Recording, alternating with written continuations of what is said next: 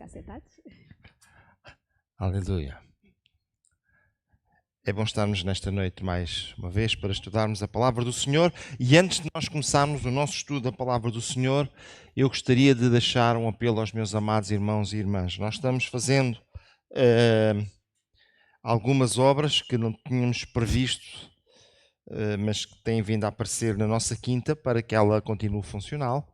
E eu gostava de pedir os irmãos que puderem, que sentirem no seu coração, de dar uma oferta extra para estas obras. Nós ainda hoje estive lá de manhã com o nosso irmão Costa, resolvendo problemas, muitos problemas que têm vindo a surgir nestas últimas semanas. Então, meus amados irmãos, depois no culto de ceia eu irei dar algumas explicações mais detalhadas, mas nós queremos pôr tudo funcional, tudo direitinho. Precisamos de fazer face às despesas, como os irmãos devem entender. Então, poderão fazer de duas maneiras. Ou colocam esse dinheiro dentro do envelope no nosso gasofilácio, ou então poderão fazer por MBWay, mas indiquem, por favor, que é para a Quinta do Rei, se não será considerado como uma oferta normal da igreja. Está bem?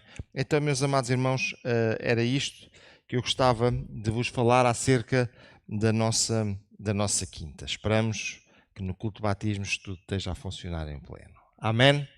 Meus amados irmãos, nós vamos ter só uma palavra de oração antes de meditarmos na palavra de Deus, e eu pedia que ficássemos novamente de pé. Deus da glória, nesta tarde nós queremos levantar a nossa voz para Ti, Senhor. Queremos Te agradecer por aquilo que Tens feito nas nossas vidas e, meu Deus, nós sabemos que Tu estás connosco e nos abençoas. Te peço que venhas abençoar o Teu povo e a Tua igreja e derrama do Teu Espírito sobre cada um de nós. É isto que eu Te peço em nome de Jesus. Amém. Podeis tomar os vossos lugares e nós temos vindo a meditar na carta aos Hebreus. Permitam-me fazer uma recapitulação do último estudo bíblico que já foi há 2 sextas-feiras e então...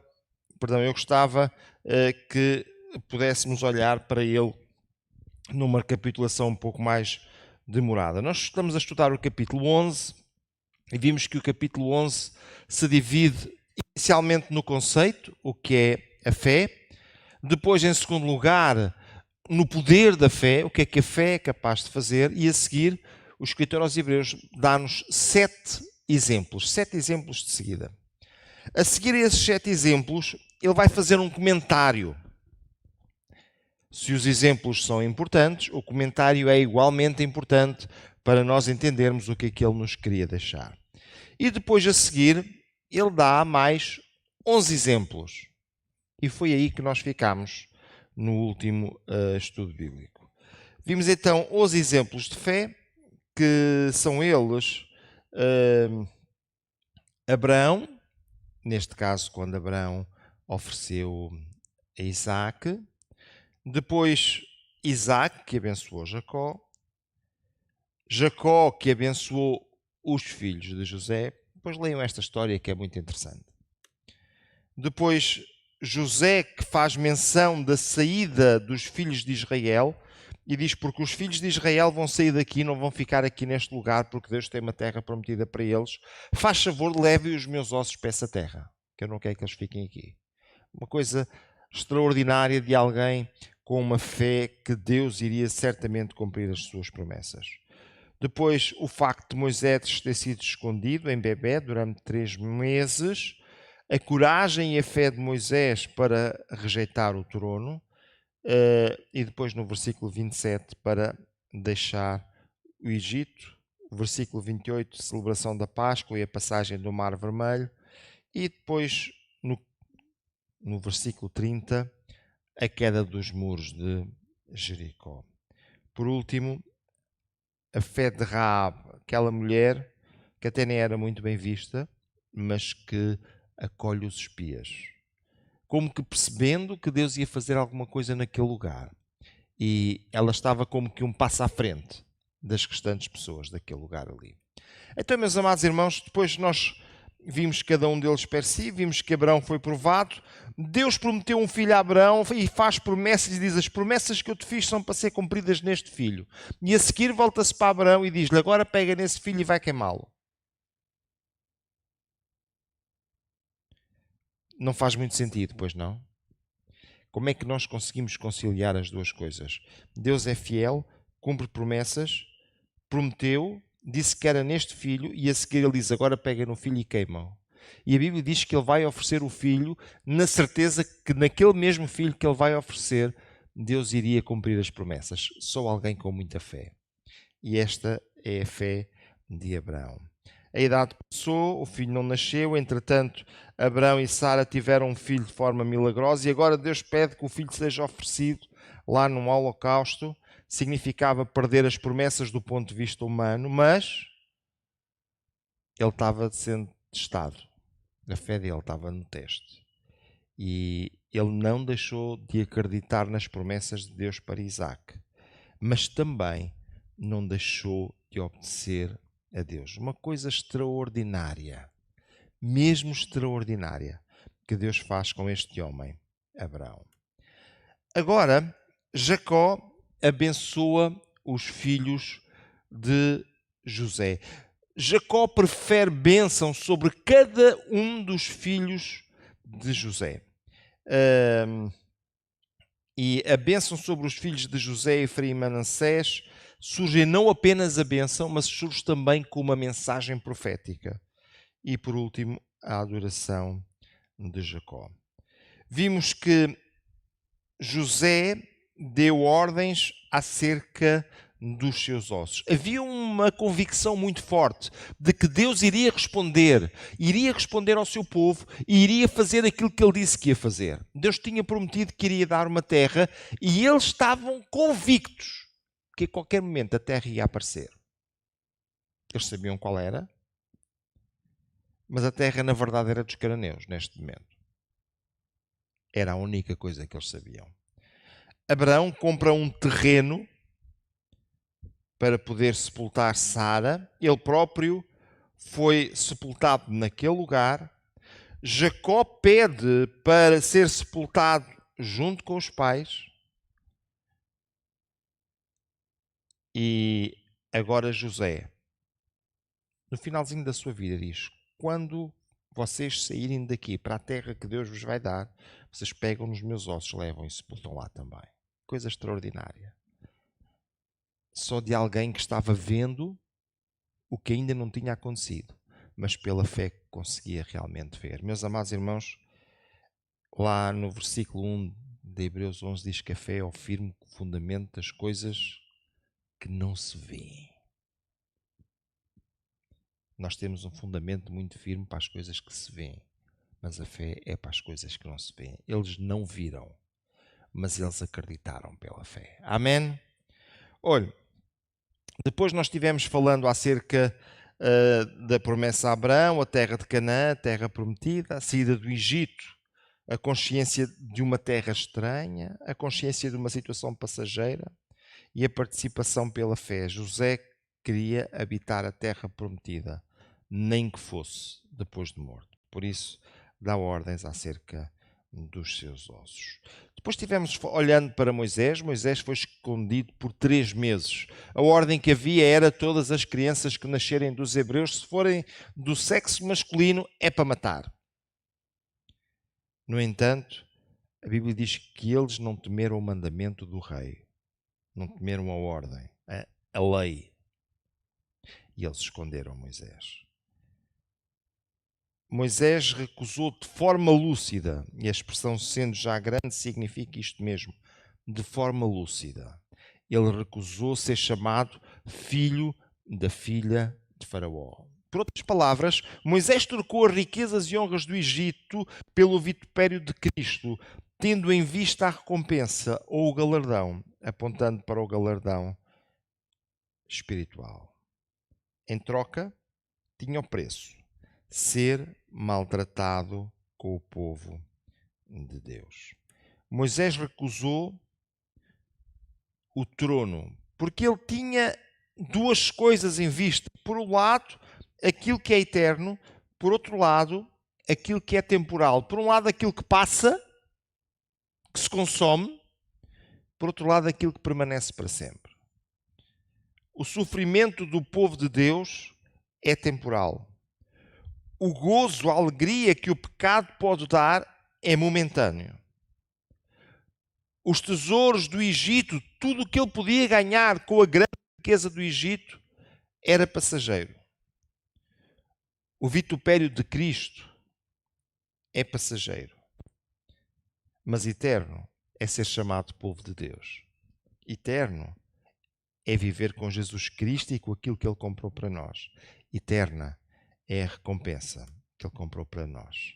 Moisés deixou o Egito, foi para Midian, mas ele foi para Midian, mas ficou firme aos seus princípios e à sua fé.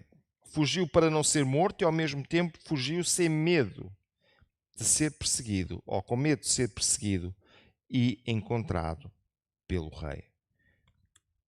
E agora que nós já vimos estes 11 exemplos, eu queria falar-vos de mais nomes.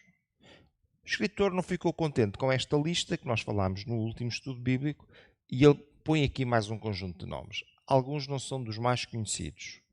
E eu vou selecionar aqui 2 que queria gastar um bocadinho mais de tempo com eles. Vamos ler o texto da Palavra de Deus lá na carta aos Hebreus, no capítulo 11, e a partir do versículo 32 até ao versículo 38. Carta aos Hebreus, no capítulo 11, do versículo 32 até ao versículo 38. E a Palavra de Deus começa com uma pergunta, que vai ser a primeira coisa que eu vou falar convosco nesta noite. Que mais direi? Depois dele falar daquelas pessoas todas atrás, ele pergunta, e agora o que é que eu vou dizer mais? Será que havia mais alguma coisa para dizer? Faltar-me o tempo contando de Gedeão e de Baraque, e de Sansão, e de Jefté, e de Davi, e de Samuel, e dos profetas, os quais pela fé venceram reinos, praticaram a justiça, alcançaram promessas, fecharam a boca dos leões, apagaram a força do fogo, escaparam do fio da espada da fraqueza, tiraram forças, na batalha se esforçaram, puseram em fugida os exércitos dos estranhos. As mulheres receberam pela ressurreição os seus mortos, uns foram torturados, não aceitando o seu livramento, para alcançarem uma melhor ressurreição. E outros experimentaram escárnios e açoites, e até cadeias e prisões. Foram apedrejados, serrados, tentados, mortos a fio da espada, andaram vestidos de pele de ovelhas e de cabras, desamparados, aflitos e maltratados. Homens dos quais o mundo não era digno, errantes pelos desertos e montes, e pelas covas e cavernas da terra. Até aqui a palavra do Senhor. E deixem-me voltar às primeiras 3 palavras que aparecem neste texto. Que mais direi? Será que podemos dizer todos juntos? Que mais? Pense lá no exemplo de Abraão. Pense no exemplo de José. Pense no exemplo da mãe de Moisés ao esconder o bebê. Pense no próprio Moisés. E veja tão grandes exemplos de fé que nós temos aqui. E pergunto, que mais é que eu posso dizer acerca da fé? Era exatamente este o dilema do escritor da Carta aos Hebreus. O escritor passa a ideia que existem mais exemplos, mas que ele não pode ser assim tão exaustivo. Se nós olharmos para o Velho Testamento, e lembro que este texto ele é visto como um relatório dos heróis da fé do Velho Testamento, se nós olharmos para o Velho Testamento, nós vamos encontrar imensa gente. Veja, Ezequias, um homem com uma fé tremenda. Ele só tinha condições para se render e ele não o faz. E Deus dá-lhe uma vitória estrondosa. Deus diz-lhe, tu vais morrer. E parece que ele vai ter com Deus e diz, Senhor, tu enganaste. Porque tu prometestes. Coisa tão extraordinária, não é? Mas o escritor aos Hebreus diz, não, mas eu não posso ser mais exaustivo. Eu vou ficar por aqui. Mas que mais direi? Deixa-me cá ir buscar mais 2 ou 3 nomes. Gedeão. E eu disse que iria focar-me aqui em 2 ou 3. Então eu vou focar-me nesta noite no Gedeão, no Davi e no Samuel. Pode ser? Gedeão, Davi e Samuel. Meus amados irmãos, pensem um bocadinho em Gedeão. Gedeão era um homem com muita sorte. Conseguiu juntar à sua volta 32 mil, sabendo que se ganhassem, a grande maioria deles não voltava da guerra. Se ganhassem, se perdessem, poderiam morrer todos. Acham que é fácil arranjar gente para a guerra desta forma? Mas Gedeão conseguiu juntar esta gente toda. E sabe uma coisa? Eu penso que Gedeão era um homem feliz por 2 razões. Primeiro, porque ele conseguiu apresentar que Deus estava no plano e conseguiu juntar as pessoas. E por outro lugar, porque ele juntou muitas pessoas. E agora ele sai para a guerra, olha para aquele número e ele diz, bem, eu acho que com este número a gente vai conseguir fazer qualquer coisa. Vamos lá ver se isso é suficiente. E agora Deus diz, Gedeão, temos aqui um assunto para conversar. Tu tens aí muita gente. Então o Senhor era disso que eu queria muita gente. Diz ele, não, tu tens de começar a mandar gente para casa. E ele começa a mandar gente para casa até que fica com 300 homens.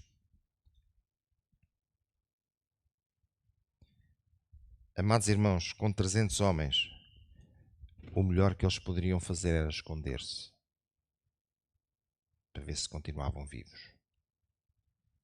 E Deus diz, tens o exército perfeito para ganhar. Quantos homens? 300 homens. Os medianitas faziam as suas guerras normalmente com camelos e dromedários e eles eram muito rápidos. Eles eram indivíduos nómadas ou seminómadas e eles faziam autênticas razias pelas cidades. Não eram um povo que tivesse muito problema em matar.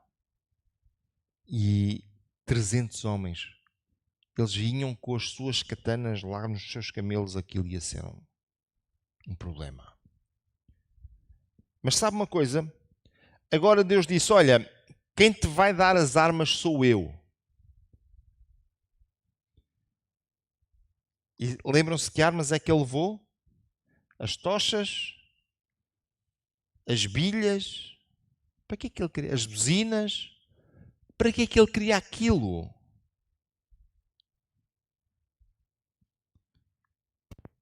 Era suposto ele levar as espadas, as lanças, as fundas, mas não um armamento destes.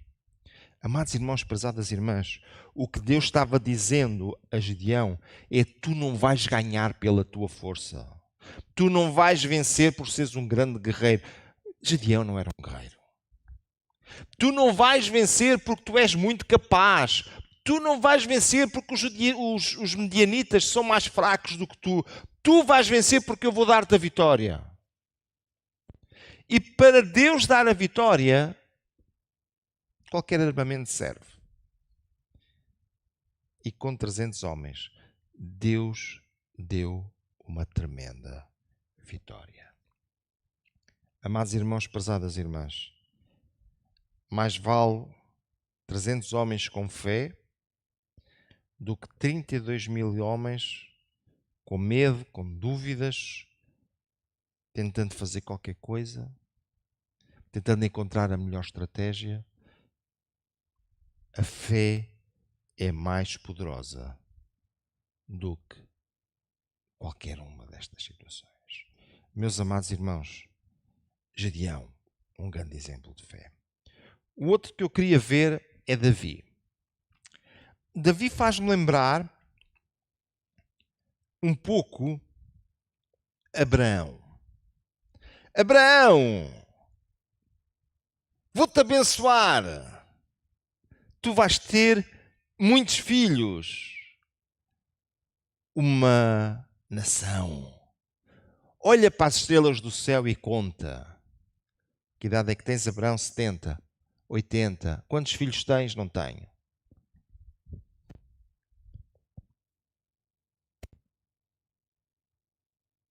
É que fé não é nós acreditarmos quando vemos que as coisas já estão a acontecer.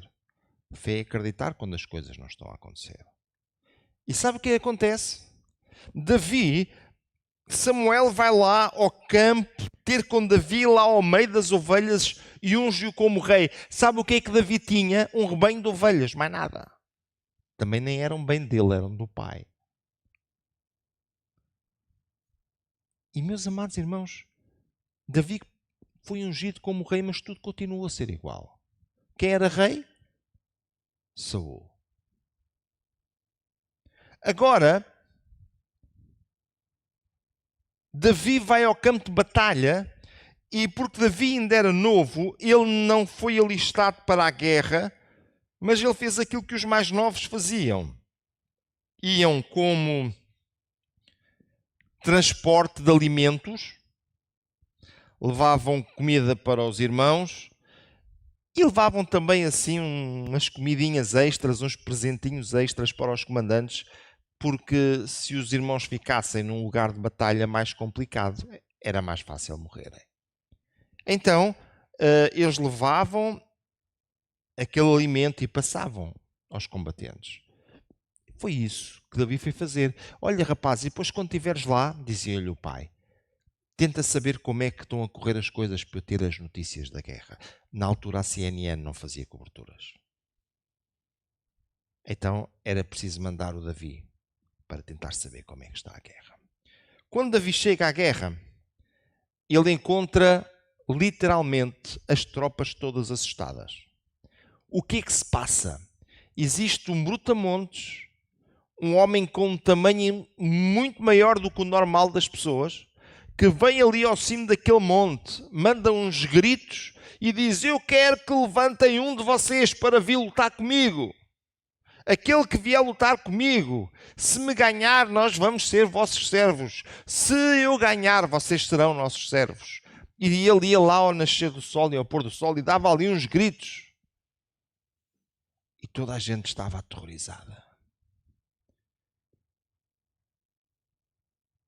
Davi tinha sido ungido para ser rei. Na verdade, ele só tomava conta das ovelhas. E agora ele é confrontado com isto. E naquele momento, David dispõe-se a lutar com Golias. Olha, o Davi tinha tão mau aspecto, que o Golias achou que ele ia enxutar os cães. Disse, isto é um guerreiro? É esta coisa que vocês vão mandar para vir lutar aqui com... A diferença é que Golias preparou-se para uma guerra e David estava preparado para outra guerra. O Golias foi desafiar as pessoas para pegarem nas suas armas e lutarem com ele. E quando ele começou a desafiar as pessoas para pegarem nas suas armas e lutarem com eles, os soldados todos olhavam para o Golias e diziam: nem pensar, não é o filho do meu pai que vai para ali. Quando Davi ouviu a conversa, ele não pensou em lutar com o Golias. Ele pensou ser usado por Deus para vencer o Golias. E aí faz a diferença. Ele sabia que Deus o tinha ungido para ser rei, mas ele não era rei. Mas ele sabia que o mesmo Deus que o escolheu, que o mesmo Deus que já lhe tinha dado vitória lá no campo com os animais, ele também era o mesmo Deus que ia dar agora vitória com aquele homem que cria nas suas divindades e que tinha uma vida muito estranha. E sabe o que acontece? Davi não foi preparado para lutar com Golias. Davi foi preparado para deixar Deus lutar com Golias. Ou vocês acham que o Golias era uma pessoa que se vencia facilmente à pedrada? Tenho algumas dúvidas. Ele estava preparado para lutar com pessoas fortemente armadas e muito bem preparadas. Mas ele agora teve que se ver com Deus. Meus amados irmãos, Davi, ele sabia que tinha sido escolhido para ser rei, mas sabia que ainda não era a hora. Davi, ele sabia que Deus lhe tinha prometido e que isso iria acontecer, mas ele sabia que ainda não era o tempo. E, meus amados irmãos, esta ideia do quando se é, mas ainda não se é quase uma guerra de nervos. E nós precisamos estar preparados para avançar, dia, momento após momento.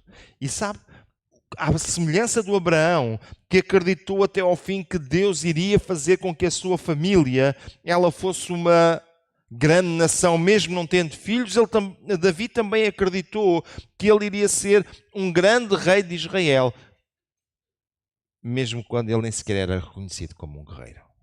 Quanto mais como o chefe do exército, muito menos como rei. Mas agora sabe o que acontece? Davi vence o Golias e toda a gente fica com os olhos em Davi. Sabe quem é que ficou com mais atenção a Davi? De toda a gente? Saul.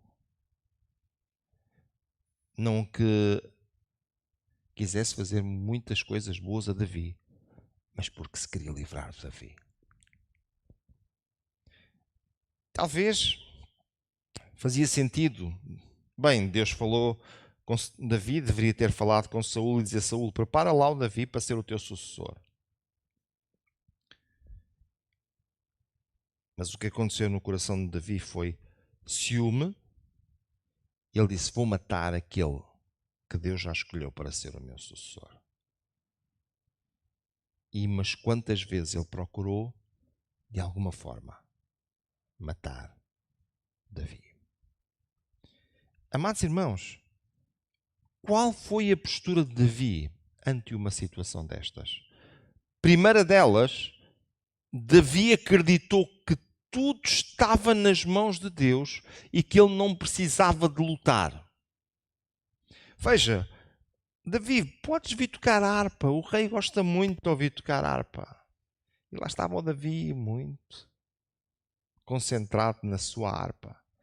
E de repente diz o Saul: olha, é agora, tenho aqui mesmo uma lança ao pé de mim, é só tirar.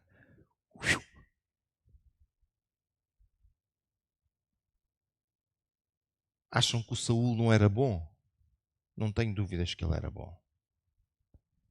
Mas eu estou certo que Deus também deu os reflexos certos a Davi, para que na hora em que aquela lança foi atirada, ele se conseguisse desviar.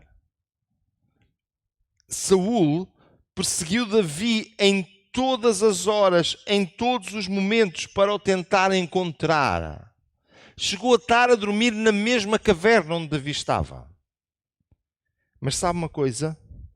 Cada momento desses era um teste pelo qual Davi tinha que passar.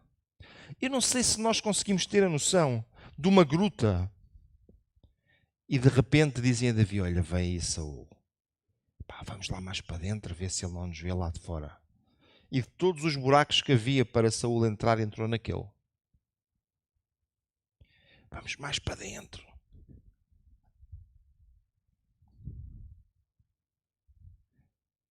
Estiveram tão perto que Davi conseguiu cortar a capa de Saul.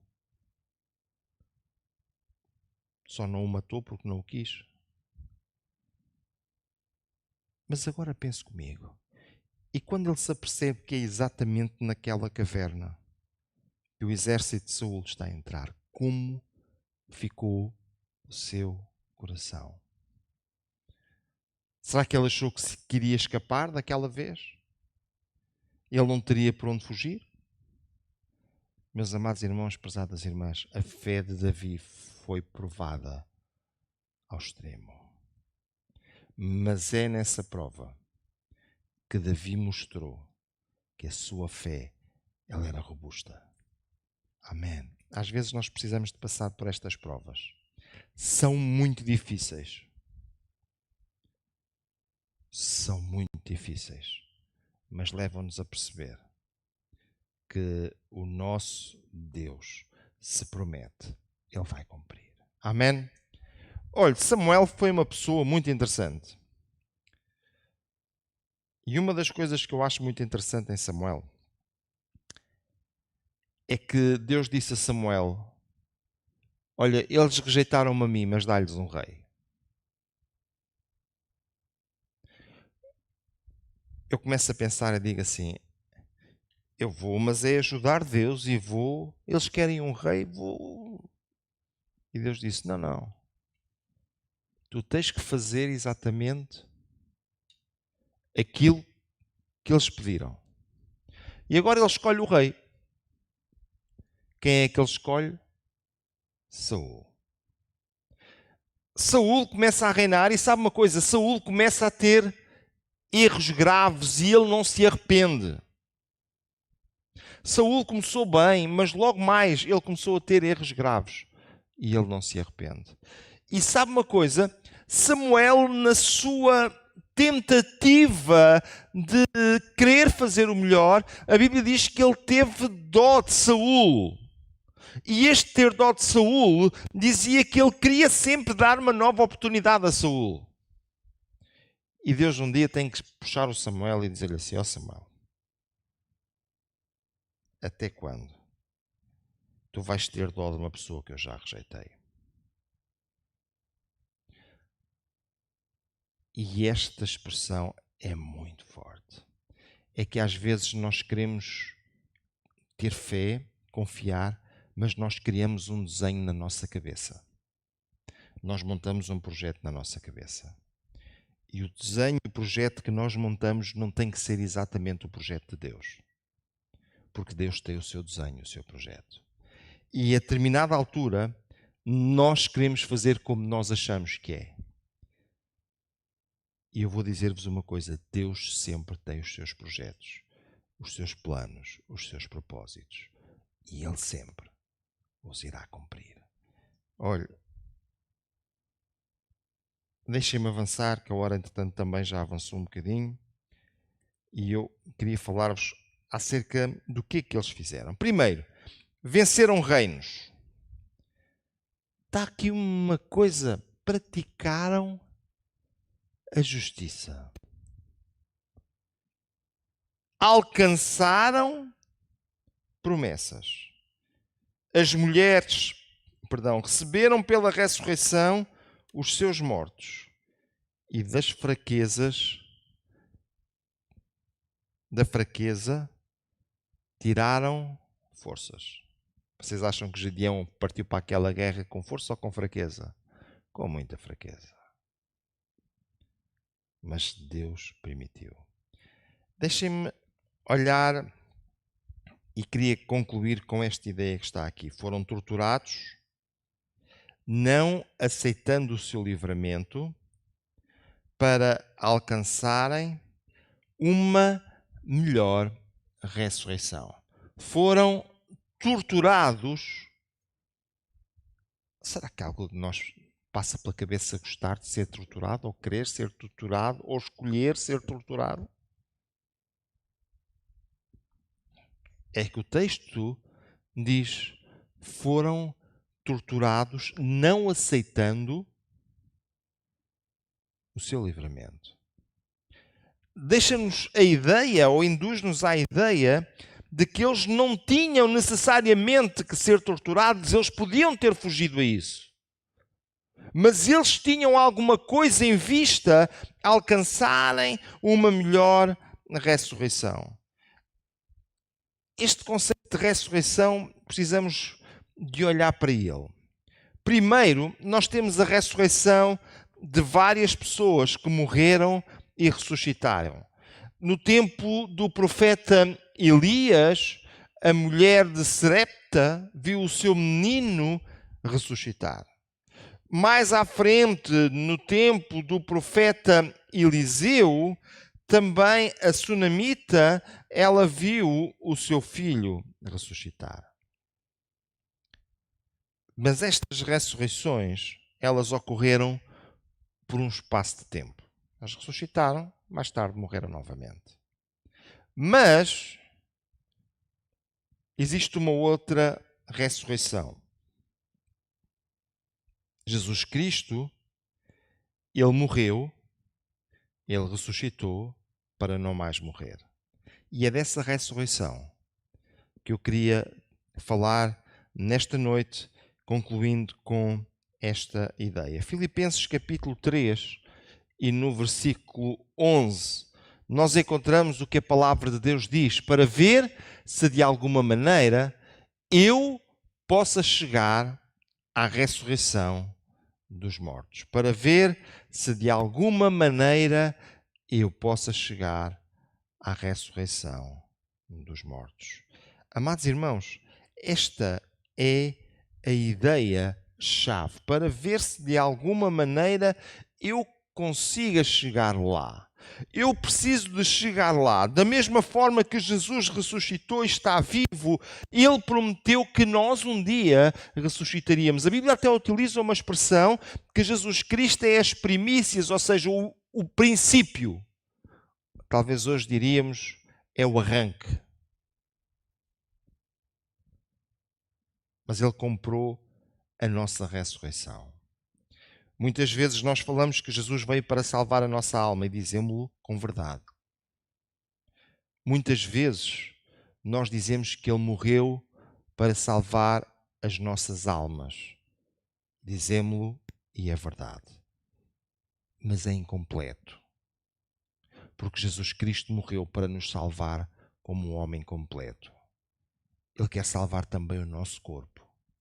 E esta salvação do nosso corpo passa que quando nós estivermos com Cristo, o nosso corpo vai ressuscitar.